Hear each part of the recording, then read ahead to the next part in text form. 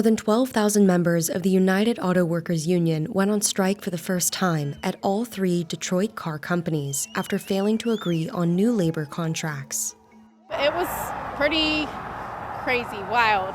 This is like history, so I'm proud to be here. Here's how this historic strike could affect the global car industry and what it could cost the U.S. economy. What do we want? Fair contract! When do we want it? Now! The UAW currently represents about 146,000 workers at General Motors, Ford Motor, and Jeep maker Stellantis. The union had put forth what it described as its most audacious set of bargaining demands in history.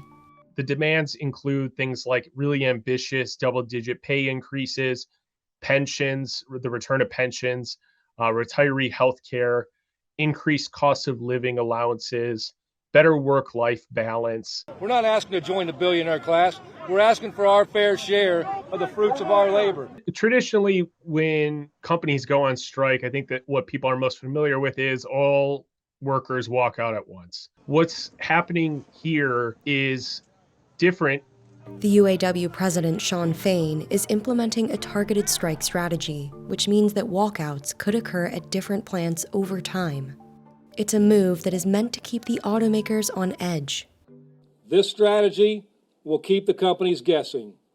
It will give our national negotiators maximum leverage and flexibility in bargaining. And if we need to go all out, we will. Officials for Ford, GM, and Stellantis say they're frustrated and disappointed by the UAW's actions. The union strike comes at a pivotal time for not only the U.S. labor movement, but also the auto industry at large. Mighty, mighty union! With workers going on strike, labor disruptions at GM, Ford, and Stellantis could result in a big loss in production and profits. Combined, these three automakers produce about half of the roughly 15 million vehicles made in the U.S. annually. Record corporate profits, which they have, should be shared by record contracts for the UAW.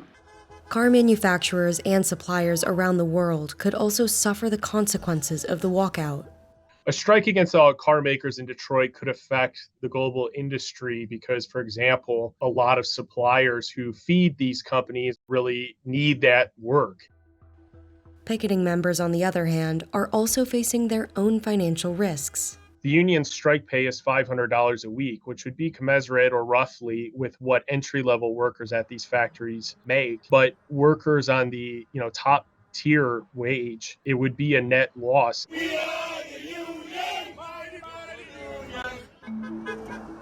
The UAW has yet to announce how long the strike will last.